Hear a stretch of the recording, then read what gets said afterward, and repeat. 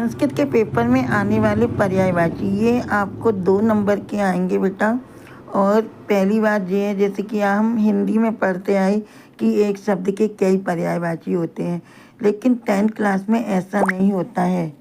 10th class में ऐसा नहीं होता है। 10th क्लास में हमारा जो चैप्टर चलता है उसमें ही जो पर्यायवाची चेंज होते हैं, हमको वही पर्यायवाची यूज करना है। यदि हम कोई दूसरा लिख देते हैं तो वो हमारे मार्क्स नहीं मिलते हैं। पर्यायवाची का दूसरा नाम समानार्थी भी होता है। अब देखिए यहाँ पर मैं कुछ पर्यायवाची हैं जो बता रही हूँ, जो आपका सेकंड चांस बोर्ड एग्जामिनेशन 13 मई को होने वाला पेपर है, तो इसी में से 2 मार्क्स के 2 पर्यायवाची कोई भी आ सकते हैं। देखिए, पहला है जलम, जलम का सलिलम, आम्रम, आम्रम का रसालम, बनम, बनम का काननम, शिव, शिव के बहुत सारे हैं, हम शिव के कितने सारे नाम से जान जाते हैं, लेकिन हमारा पशुपति बुक में आया तो हम पशुपति याद करेंगे। पिक का, पिक मानी होता है कोयल, और कोयल का दूसरा नाम आया परभ्रत। मयूर, मयूर का दूसरा नाम है आईबुक, आईबुक माने होता है सर्पों को खाने वाला।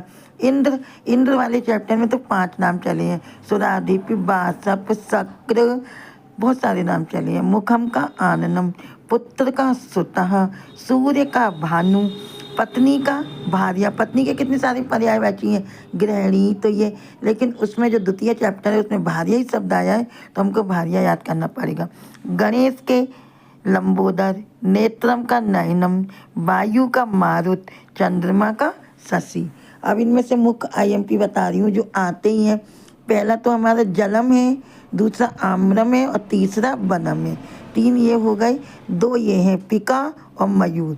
उसके बाद हम नीचे आते तो पत्नी का जरूर आता है, पत्नी के बाद ये चंद्रमा का। ये 7 मोस्ट आईएमपी हैं, 7 में से 2 आने ही है। ये जो है जलम बिना रुके आता है, आम्रम भी हर साल आता है, बनम, ये 3 आपने याद कर लिए तो पक्का आपको एक फंसेगा।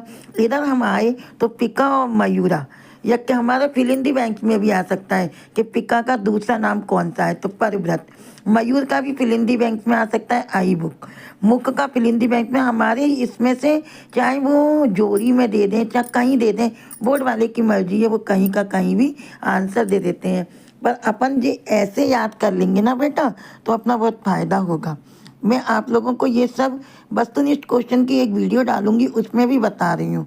वो सारे 30 नंबर के जो ऑब्जेक्टिव आएंगे ना उनसे रिलेटिव क्वेश्चन है, आप सिर्फ उत्ते पढ़ के चले जाना। इस साल 2026 का जो मेन पेपर हुआ था उसमें 18 क्वेश्चन आए थे। आपको ये मेरी वीडियो अच्छी लगी हो तो सब्सक्राइब करें, लाइक करें। धन्यवाद।